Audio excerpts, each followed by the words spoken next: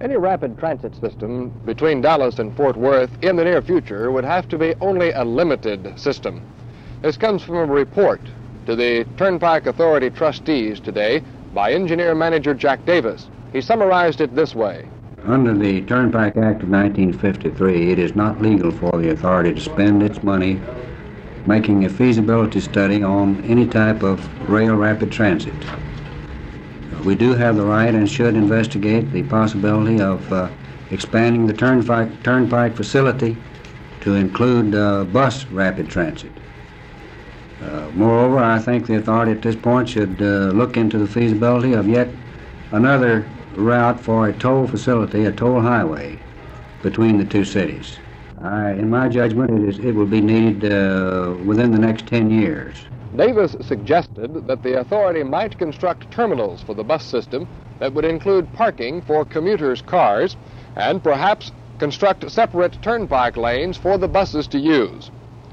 Authority Chairman Clyde Ashworth said the ideas should be pursued, beginning with seeking permissive legislation. We should continue to explore means to accomplish the purpose of the Turnpike Authority, that is to provide transportation facilities for the public. And in particular, to go ahead and solicit or attempt to obtain the enabling legislation that we'll need in order to accomplish this purpose. Do you anticipate seeking legislation to allow you to go into perhaps rail transportation besides the bus thing that you might do now? I would not, frankly, anticipate seeking that particular legislation at this time. I would think that it might be needed at some time in the future, but I think it would be a little bit premature at this particular time. On another matter, Dallas officials outlined plans to the Turnpike Authority which will reduce the traffic problems around the complex Stemmons interchange southwest of downtown Dallas. The city will build turnpike ramps at Beckley and Sylvan Streets to serve a new post office to be built there and to allow an easier route for about 8,000 Oak Cliff area cars. In addition, the state plans to add a new southbound and a new northbound lane to Stemmons in the bottleneck area. All these things take time. There will be no action next week or even next month.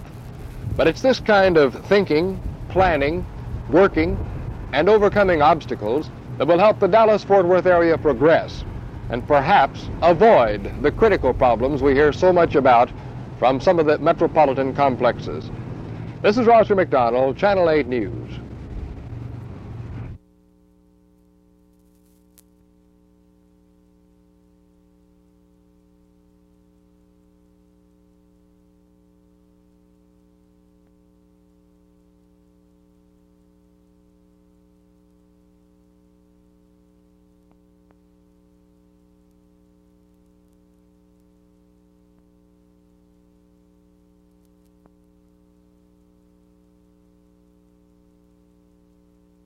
We give the elected officials a 5% cost of living increase, and that we give the county employees as many as, unless there's areas where they're grossly overpaid, a 10% increase. That we do accept the proposal that TCU made on classification in the Sheriff's Department and the District Attorney's Office. There's no way to estimate this with any degree of accuracy until Mr. Williams works out all these proposals we give him, and then he comes back and shows us what we're talking about. I would just generalize and say that somewhere in the neighborhood of $600,000.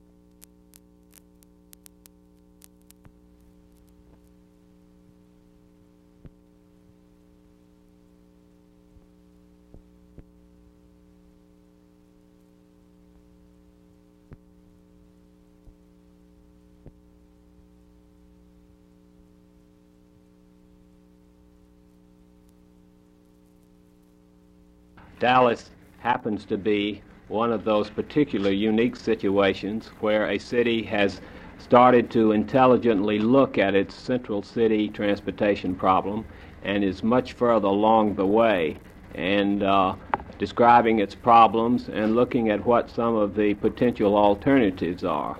Now, if we have a viable rapid transit system, doesn't this mean that all the expressway money is spent almost for nothing? No, that's not true. Highway development and automobile transportation will remain the substantial and major method of moving people and goods in and around urban areas.